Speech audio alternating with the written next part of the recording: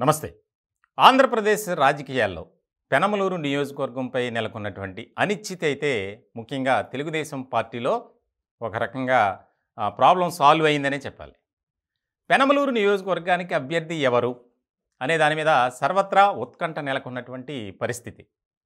పెనమలూరుకి కొత్త క్యాండిడేట్ రాబోతున్నారు.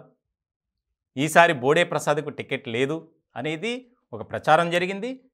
దానికి తగినట్లుగానే బోడే ప్రసాద్ అండ్ వాళ్ళ టీం కూడా చాలా కీలకంగా వ్యవహరించారు ఈ 4 రోజుల్లో. ఎప్పుడైతే బోడే ప్రసాద్కు పెనమలూరు టికెట్ ఇవ్వట్లేదు అని ఒక రకమైనటువంటి న్యూస్ బయటకు వచ్చిందో అప్పుడు జరిగినటువంటి పరిణామాలు కనుక మనం చూస్తే చాలా ఆసక్తిగా మారినటువంటి పరిస్థితి. ఆయన నియోజకవర్గంలో పర్యటిస్తూనే ఉన్నారు. కొన్ని ఛానల్స్కి ఇచ్చినటువంటి ఇంటర్వ్యూలో ఆయన కంటతడి పెట్టారు. నేను నియోజకవర్గానికి సంబంధించి నా సొంత డబ్బులతో నేను ఖర్చు చేశాను అభివృద్ధి కార్యక్రమాల కోసం. ఇలాంటి సందర్భంలో నేను నా కుటుంబం పెనమలూరు నియోజకవర్గంతో ఏర్పడినటువంటి అనుబంధంతోనే ఇప్పటి వరకు ఉన్నాను. అధినేత నారా చంద్రబాబు నాయుడు గారిపై నాకు నమ్మకం ఉంది, ఖచ్చితంగా నాకే అవకాశం ఇస్తారని చెప్పి ఒక ప్రకటన చేశారు. కానీ పెనమలూరు నియోజకవర్గానికి కొత్త కొత్త పేర్లన్నీ వినిపించాయి. ముఖ్యంగా మైలవరంలో ఉన్నటువంటి దేవినేని ఉమా పేరు కూడా వినిపించింది. మైలవరంలో వసంతకృష్ణ ప్రసాద్కి టికెట్ ఇస్తారు, ఆయన్ను పెనమలూరు పంపిస్తారు దేవినేని ఉమాని అని. ఇలాంటి సందర్భంలో వాటన్నిటికీ చెక్ పెడుతూ తాజాగా విడుదల చేసినటువంటి జాబితాలో బోడే ప్రసాద్కు పెనమలూరుని కేటాయించారు. తర్వాత జరిగినటువంటి పరిణామాలు, అక్కడ ఉన్నటువంటి ఆయన అనుచరులు కానీ అభిమానులు కానీ కార్యకర్తలు కానీ బాణాసంచా కాల్చి విజయ సంబరాలు చేసుకున్నారు. ఎన్నికలకు ముందే ఖచ్చితంగా నేను గెలిచి తీరుతాను, నాపై నమ్మకం పెట్టుకున్నటువంటి అధినేత నారా చంద్రబాబు నాయుడు గారు లోకేష్ గారికి ఇది గిఫ్ట్గా ఇస్తానని చెప్పి ఆయన కూడా మాట్లాడినటువంటి సందర్భం. అయితే ఇదంతా ఒకటైతే దట్ ఈజ్ బోడే అంటే నియోజకవర్గంలో ప్రజల్లో ఎంత అభిమానాన్ని ఎంత ఆప్యాయతను కూడగట్టుకున్నారనేది ఇక్కడ మనం చెప్పుకోవాలి. ఎన్నో రకాలుగా సర్వేలు చేయించారు అధినేత నారా చంద్రబాబు నాయుడు.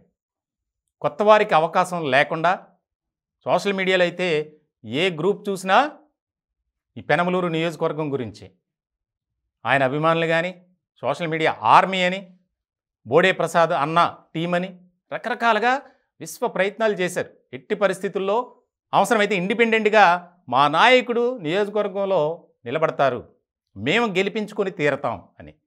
అంటే ఒక నాయకుడి పట్ల ఏ రకమైనటువంటి స్వభావం, ఏ రకమైనటువంటి వైఖరి కలిగి ఉన్నారనేది మనం ఇక్కడ చూడాలి. ముఖ్యంగా వివాదాలకు దూరమైనటువంటి వ్యక్తిగా బోడే ప్రసాద్కి మంచి పేరుంది. గత ఎన్నికల్లో ఓడిపోయారు, 2014లో ఆయన విజయం సాధించారు.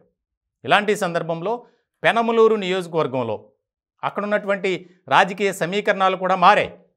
వైఎస్ఆర్సీపీ నుంచి గతంలో గెలుపొందినటువంటి సిట్టింగ్ ఎమ్మెల్యేగా ఉన్నటువంటి కొలుసు పార్థసారథి తెలుగుదేశం పార్టీలోనే చేరారు. ఆయనకు వేరే నియోజకవర్గం కేటాయించారు, అక్కడి నుంచి ఆయన వెళ్ళిపోయారు. ఇప్పుడు వైఎస్ఆర్సీపీ నుంచి వేరొక చోట నుంచి వ్యక్తి వచ్చారు, పెడన నియోజకవర్గం నుంచి జోగి రమేష్. ఇలాంటి సందర్భంలో ఖచ్చితంగా బోడే ప్రసాద్ ఘన విజయం సాధించబోతున్నారు అనేది ఇప్పుడు ప్రస్తుతం ఆ నియోజకవర్గంలో వినిపిస్తున్నటువంటి మాట. ఎక్కడ చూసినా బోడే ప్రసాద్. ఇలాంటి సందర్భంలో చాలా కీలకంగా మారింది. ఆయన నాపై పెట్టుకున్నటువంటి నమ్మకం ఏదైతే ఉందో మా అధినాయకుడు, దానికి తగినట్లుగానే నేను గెలిచి తీరుతా అని శపథం చేస్తున్నటువంటి పరిస్థితి. మొత్తానికి నియోజకవర్గంలో ఒక ఆసక్తికరమైనటువంటి చర్చ జరుగుతుంది. బోడే ప్రసాద్ ఆయన అంటే మామూలు విషయం కాదు. ఆయన ఎందుకనంటే ఒక నిరూపించుకున్నారు. ఆయన ఏ రకమైనటువంటి రాజకీయాలు చేశారు, ఏ రకమైనటువంటి క్రమశిక్షణ కలిగినటువంటి నాయకుడిగా మెలిగారు అనేది ఒక రకమైనటువంటి చర్చ జరుగుతుంది. గత ఎన్నికలు ఓడిపోయిన తర్వాత తెల్లారే ఆ నియోజకవర్గంలో పర్యటించారు. బుల్లెట్ మీద పర్యటించి నేను ఓడిపోయినందుకు నాకేం బాధ లేదు, మీరు ఓటు వేసినా వేయకపోయినా మీ పట్ల నాకు అభిమానం ఇలాగే ఉంటుంది, నియోజకవర్గ అభివృద్ధి కోసం నేను పని చేస్తూనే ఉంటాను అని.